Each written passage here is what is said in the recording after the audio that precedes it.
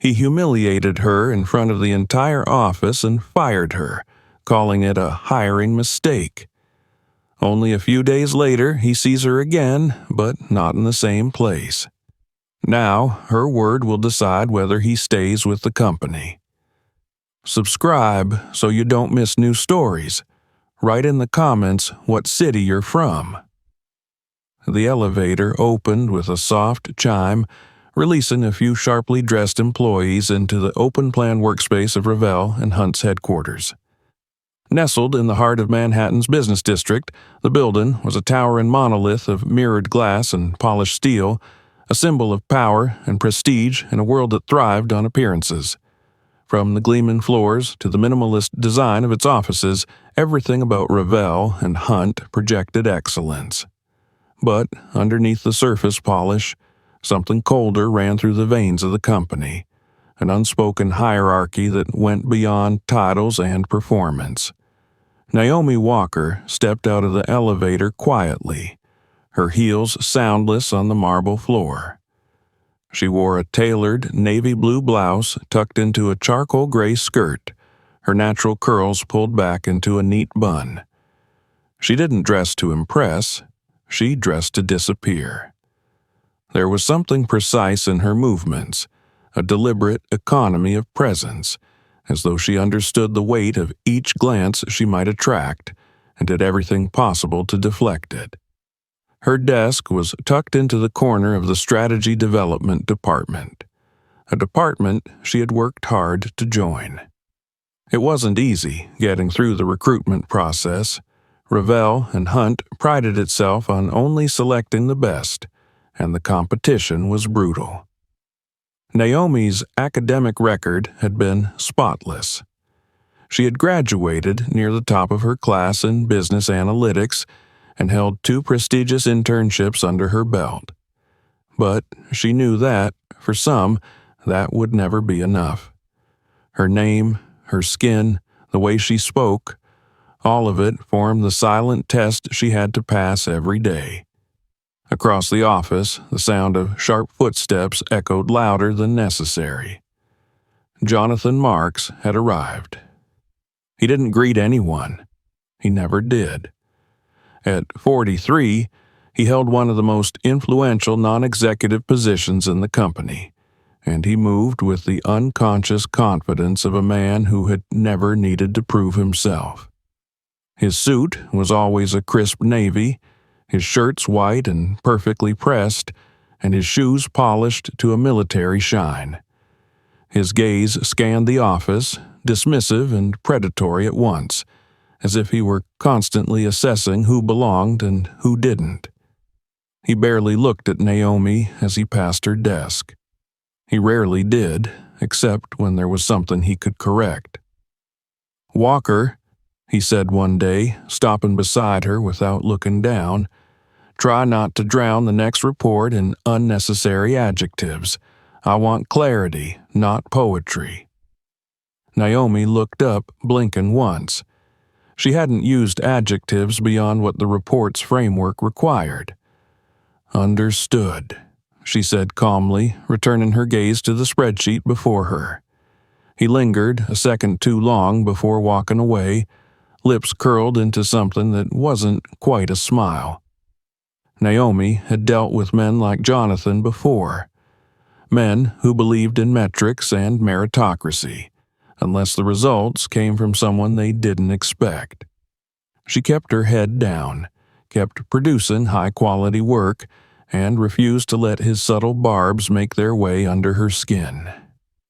She believed, perhaps naively, that if she just did her job better than anyone else, she would eventually be recognized for it. Recognition did come in a way. During one of the weekly brainstorming meetings, the team had hit a wall while trying to innovate a new approach to brand positioning for a major international client. Naomi had listened quietly while the others went around in circles, dancing around outdated strategies and reheated ideas. Finally, she spoke. "What if we shift the demographic target entirely?" she said. "This brand is saturated with its current base, but we have data showing growth in Gen Z markets across urban platforms. We could pivot, move the entire conversation to digital culture, memes, music partnerships, reframe the brand as not just relevant, but native to that environment. The room fell quiet. For a moment, even Jonathan didn't speak.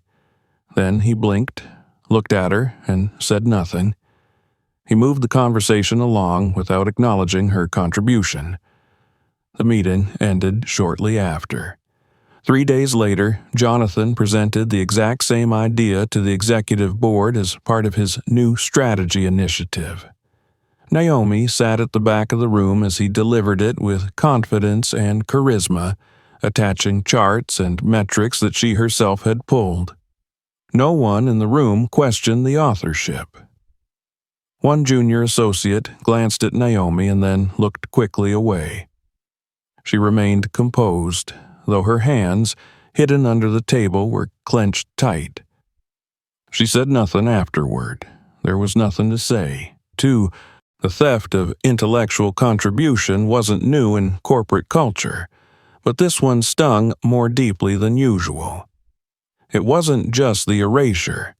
It was the certainty in Jonathan's eyes that no one would question him, that she wouldn't dare fight back. But the real blow came a week later. It was a Monday morning, and the whole department had gathered for a quarterly performance review. The tension was high. One of their client portfolios had underperformed slightly, and rumors of internal restructuring were in the air. Jonathan stood at the head of the room, flanked by the director of operations and an HR observer. There was a tightness in his voice as he began speaking, and Naomi immediately felt something was wrong. "Before we begin," he said, "I want to address a lapse in quality that has become increasingly apparent in recent weeks. Specifically, I'm referring to the Q2 report for the Paragon account." He picked up a printed version of the document and held it in the air. "This report," he said slowly, "was riddled with analytical errors, faulty projections, duplicated figures, and conclusions that completely missed the mark." The room was silent. Jonathan turned and looked directly at Naomi. "This report," he said, "was produced under the supervision of Miss Naomi Walker." There was a collective intake of breath. Naomi sat very still. "That kind of sloppiness," Jonathan continued, "reflects not just on the individual, but on this entire department. And frankly, I'm tired of watching this team carry dead weight. So let me be clear. Effective immediately, Miss Walker's employment with Revell and Hunt is terminated." Someone gasped. A pen clattered to the floor. Naomi stood up slowly. Her expression was unreadable.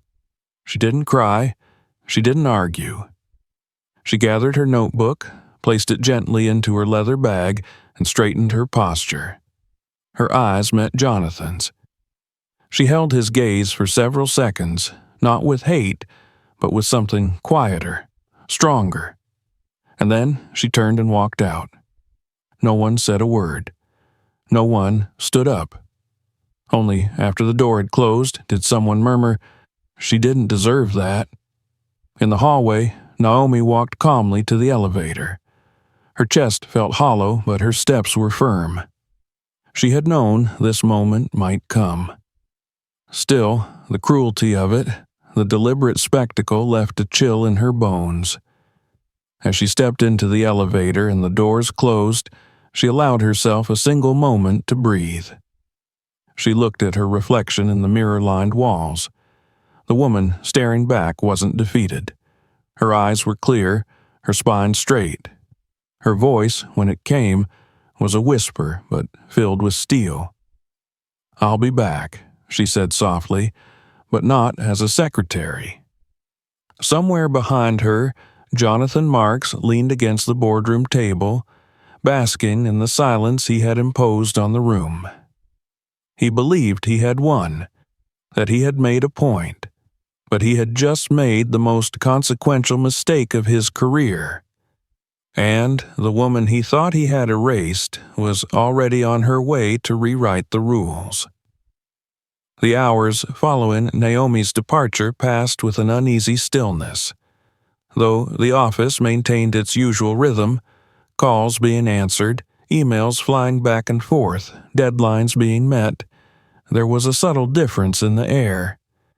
It was in the glances exchanged near the break room, in the abrupt silences when someone almost brought up the incident but stopped just short, in the careful way employees avoided Jonathan's gaze as he moved through the floor like nothing had happened. No memo had gone out. No internal explanation had been provided. In official terms, Naomi had simply left the company. But everyone knew. Everyone had seen. Jonathan Marks, however, walked with the same poise as always. If he noticed the shift in energy, he gave no indication. His shoulders were squared, his expressions clipped, his voice steady as he led meetings and sent out directives. If anything, he seemed even more assertive than usual, as if he were proving something to himself. But late at night, when the offices had emptied and only the cleaning crew roamed the corridors with their carts and vacuum hums, he would remain behind. His office, a sleek corner chamber with floor-to-ceiling windows overlooking the city, became a silent cage of reflection. He never allowed himself to admit it aloud, but he kept replaying the way Naomi had looked at him in that final moment. Silent, proud, unbroken. There had been no pleading in her eyes, no apology, not even hatred. Just something like revelation. Like she had seen him fully for the first time, and he had finally realized he had never truly seen her at all. He told himself he had done what needed to be done. That report had been flawed. He had found errors, even if minor. But deep down, he knew it hadn't been about the report. He had been looking for a reason, a release. She had challenged him without ever raising her voice. Her presence alone, her quiet competence, had unsettled something in him he couldn't name. It had been easier to dismiss her than confront whatever it was she represented. It was easier to believe she didn't belong. The following week was critical. An enormous investment deal was underway with a multinational conglomerate headquartered in South Africa. The company, Aurelius Group, was known not only for its vast media holdings but also for its reclusive, enigmatic founder, a man rarely seen in public, with a reputation for pulling strings behind the scenes of major industry shifts. News of his interest in Revell and Hunt had caused a stir on Wall Street. Analysts speculated about acquisitions, takeovers, strategic realignments, but no one truly knew what he wanted, or who would be making the decisions. The leadership team at Revell and Hunt had spent months preparing for this moment. Jonathan, being one of the most senior department heads, was to be part of the closed-door welcoming committee. He had been anticipating this meeting with a sense of rising ambition. This was the kind of opportunity that could catapult a man like him into the highest tiers of corporate leadership. If the deal went through smoothly and he impressed the investors, he could find himself considered for a global role. It was within reach. He stood before the mirror that morning, longer than usual, adjusting the knot of his tie with precise care. The suit he wore was his sharpest, a tailored charcoal with a subtle herringbone pattern. He looked the part of a man in control, a man prepared to meet power face to face. The boardroom had been transformed for the occasion, not ostentatiously, but with polished restraint. Soft lighting, minimalist floral arrangements, branded water bottles and notepads lined the table. Executives waited in stiff chairs, rehearsing their talking points silently. The atmosphere was one of alert anticipation. When the doors finally opened, every head turned. First came the founder of Aurelius Group. He was tall, elegant in movement, dressed in a custom suit of dark olive wool. His presence filled the room not with volume but with density. He was a man who carried silence like armor. His hair was silver, his eyes deep-set and sharp, scanning the room not for weaknesses but for truth. But it was the person who entered just behind him who drew a sharp breath from Jonathan. She walked with quiet authority, her posture unyielding, her gaze straight ahead. She wore a dove-gray suit that balanced power and grace, and her natural hair was styled in a smooth halo, framing her face like a crown. Naomi. Jonathan's stomach flipped in a way he hadn't felt since childhood. She didn't glance at him as she took her seat beside the man, aligning her folder neatly in front of her. Her presence was not an accessory to the meeting. It was central to it. There was something different in her now, something grounded. She looked like someone who had always belonged in this room and knew it. The introductions began. One by one, the executives presented themselves. When the chairman of Revell and Hunt introduced Jonathan, he stood stiffly. His voice caught for just a second before he recovered. "A pleasure," he said, looking toward the founder, and then, against all his instincts, toward Naomi. Only then did she meet his eyes. There was no smile, no trace of emotion. She looked at him the way one might regard a stranger on a passing train, observant, noting, unmoved. "My daughter, Naomi Miller," the founder said, his voice calm but commanding. "She'll be leading this investment review." A wave of shock passed through the room. Not visibly. These were professionals. But Jonathan felt it in the way someone's hand jerked toward a pen, the way another man shifted slightly in his seat. It was a disruption, a recalibration. Everyone was adjusting their mental frameworks. Jonathan, however, was collapsing inside. His mind reeled. Miller. Naomi Miller. He had never known her full name. He had never cared to ask. She had simply been Walker, the quiet analyst, the brown-skinned girl who never challenged him out loud. And now she was the voice of the deal, the face of the investor, the one person in the room with the authority to unmake him. She did not mention the past. She did not reference the termination. She simply conducted herself with the poise of someone who had seen worse and overcome it.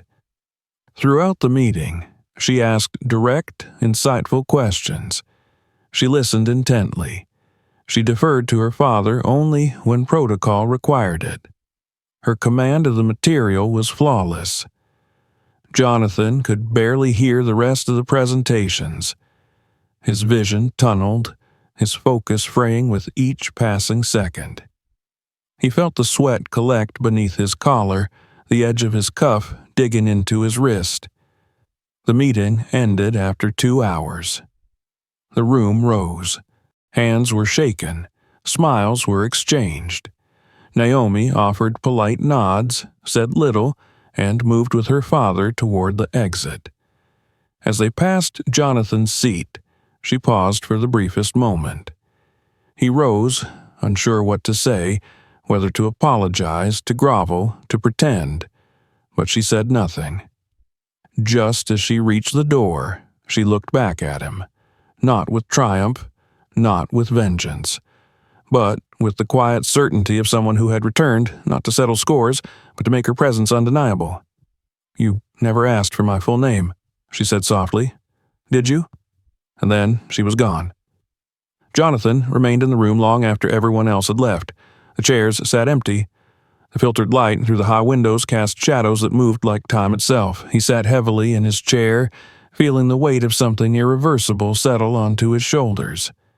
For the first time, he truly understood what it meant to be powerless. Not because she had humiliated him. She hadn't. Not because she had threatened him. She didn't need to.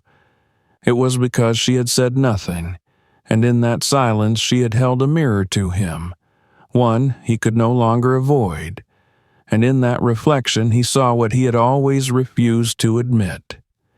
He had dismissed her. He had underestimated her. And now, for the first time, he was terrified that the future no longer included a place for the man he had allowed himself to become. The week following Naomi Miller's return was one of quiet upheaval. On the surface, the company kept its shape. Meetings were held, emails exchanged, deadlines met, but something fundamental had shifted in the foundation. Naomi's presence had rippled through the halls like a gust of cold wind in a sealed room. Everyone had felt it, though no one dared to speak about it aloud. They had seen her walk in beside the investor whose capital would soon dictate the direction of Revell and Hunt, and they had seen Jonathan Marks sit pale and silent in his chair while she reviewed his work without once acknowledging the history between them. It hadn't been a confrontation. It hadn't needed to be. Jonathan tried to recover his footing. He told himself the moment had passed, that he could realign, recenter, resume. But deep inside, something had cracked. He felt it during conference calls when his voice faltered ever so slightly. He felt it during presentations when he caught others glancing at Naomi instead of him. He told himself it was paranoia. He told himself she was simply enjoying a moment of vindication and that it would pass. But he knew. Whatever power he'd once wielded, whatever control he thought he had, she had changed the terrain simply by standing there. Then came the firestorm. It began innocuously. A blog post on a popular finance gossip site, anonymous under 800 words, but what it lacked in length it made up for in implication. It detailed the firing of a young black woman by a senior executive at Revell and Hunt, citing unnamed sources that claimed racial bias, intimidation, and the deliberate sabotage of her professional contributions. It referenced internal reports, hinted at photographs, and concluded with a single damning question. Is the future of Revell and Hunt being shaped by those who silence what they cannot control? Within hours, the post had gone viral. By morning, mainstream outlets had picked it up. Talk shows debated it. Social media exploded with outrage, commentary, and speculation. Hashtags emerged, memes, parodies. Public opinion began to crystallize around a name now whispered through the corridors with unease. Jonathan Marks. The company attempted containment. A statement was issued, measured, non-committal, emphasizing a commitment to diversity and inclusion. But the statement fell flat. Screenshots of internal emails were leaked. Photos from the performance review circulated, blurred and grainy, but unmistakable. The narrative had already escaped their control. Inside the company, fear and silence ruled. Colleagues avoided Jonathan's gaze. Conversations stopped when he entered a room. Even his longtime allies and senior management kept their distance. In board meetings, his once commanding presence was now ghost-like. His opinions met with polite nods and redirected eyes. Jonathan stopped sleeping. He reread the article a dozen times, searching for inaccuracies, loopholes, something to refute. He found none. The worst part wasn't that it was exaggerated, it was that it wasn't. Every word, however stylized for dramatic effect, was rooted in a truth he could no longer deny. He emailed Naomi. No response. He texted her a cautious, dry message. Silence. He called once, late at night, just to hear the click of the automated message. The user is unavailable to take your call. She had vanished behind a wall of distance so complete it chilled him more than any scream could have. One morning, he arrived to find a letter from the Crisis Ethics Committee on his desk, requesting his presence for a private review. The room was stark when he entered. 3 chairs, a table, 2 committee members whose faces were blank masks of professionalism. They didn't accuse him. They didn't threaten. They simply asked questions about his department's turnover rate, about performance discrepancies, about his decision to terminate Naomi. He answered them all, carefully, mechanically, but the hollowness in his voice betrayed him. They nodded, took notes, thanked him, and dismissed him with the vague promise of further internal assessment. The humiliation wasn't loud. It didn't need to be. He was being erased. Reputation was currency in this world, and his was dissolving. But the most unexpected part was still to come. It was a cold Thursday afternoon when Naomi walked into his office without knocking. Jonathan looked up, startled, half rising from his chair. His first instinct was to speak, to apologize, to explain, to beg for a conversation he didn't deserve. But something in her eyes stopped him. She looked different, more resolute. She carried herself with quiet strength, not the kind bred from victory, but the kind earned in fire.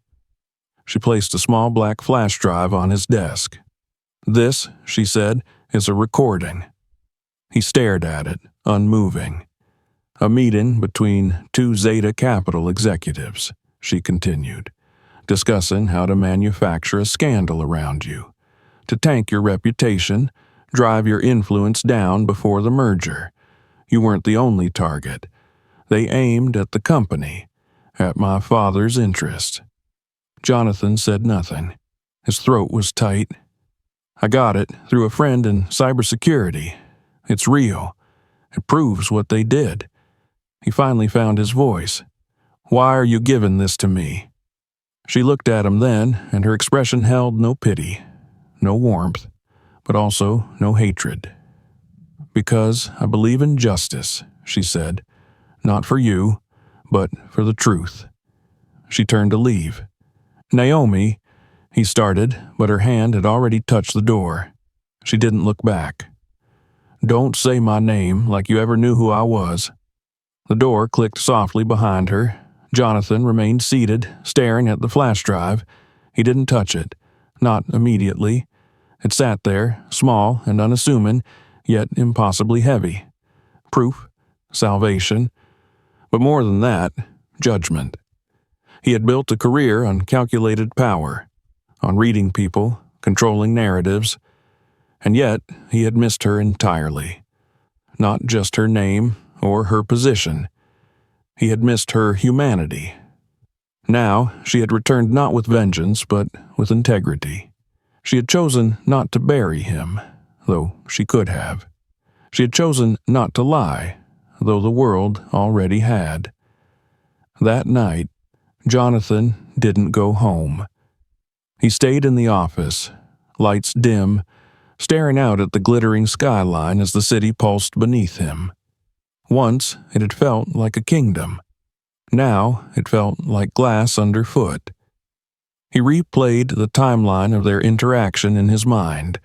Every meeting, every report, every moment he had brushed her aside, failed to listen, failed to see. The truth of it hollowed him out more than any punishment ever could. He had destroyed her career without a second thought, and she had preserved his without blinking. At dawn, he picked up his phone and dialed William Miller. "I want to hold a press conference," he said. There was a pause. "I'm not asking for your help," Jonathan added quietly. "I just want her to be there." Miller didn't answer immediately. "If she shows up," he said finally, "it'll be because she chooses to. No one forces her." That afternoon, the auditorium at Revell and Hunt's headquarters was filled to capacity. Reporters lined the back. Employees watched via live stream. Executives sat in the front row, expressionless, awaiting either a resignation or a miracle. Jonathan stepped onto the stage without notes, without an earpiece. He wore no tie, just a white shirt rolled at the sleeves. He looked older, tired, but clearer than he had in years. "Good afternoon," he began. He paused, letting the silence settle, letting the weight of it land. "I'm not here today to deny the stories you've heard," he said, "nor am I here to ask for forgiveness." He inhaled slowly. "I used to think that being right was enough, that if the numbers added up, if the outcomes were profitable, then the means didn't matter, that people were parts in a machine, and if a piece didn't fit, you replaced it." He looked out across the room. "But then, someone showed me what it looks like when dignity is met with silence, when humanity is ignored, when power is used not to protect, but to suppress." He stepped forward, voice steady now. "I wronged Naomi Miller. I dismissed her ideas. I questioned her presence. I took her work and claimed it, and when I felt threatened by her brilliance, I removed her." He bowed his head. "I was wrong." A hush fell over the room. He didn't expect applause. He didn't want it. From the back row a figure stood. Naomi, dressed simply, her expression unreadable. Jonathan met her gaze. "I'm not asking to be trusted again," he said. "I just hope I can learn what it means to listen, not to reply, but to understand." He reached into his pocket and placed the flash drive on the podium. Then he turned, walked off the stage, and exited through the same door she had once walked through months ago. This time, it was he who left in silence. 3 weeks passed. The storm, once consuming, began to quiet. The headlines faded, the articles moved on to newer scandals, and the public's attention shifted. The digital wildfire that had nearly consumed Revell and Hunt died down to a few embers glowing in forgotten comment sections. The company's shares slowly recovered, not entirely, but enough to reassure investors. Most would remember the incident as just another brief tremor in the ever-unstable terrain of corporate life, but inside the company, within its walls and corridors, the echo remained. Jonathan Marks still came to work, though less often, and when he did, his steps were softer, slower. He had become a quieter figure, no longer the force that commanded rooms. He moved like someone navigating unfamiliar ground, pausing often, observing people he once overlooked.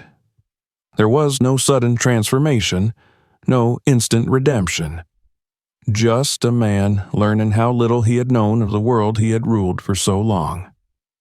Naomi, now officially installed as the strategic representative of Aurelius Group, occupied the top floor in an office once reserved for the most senior visiting executives.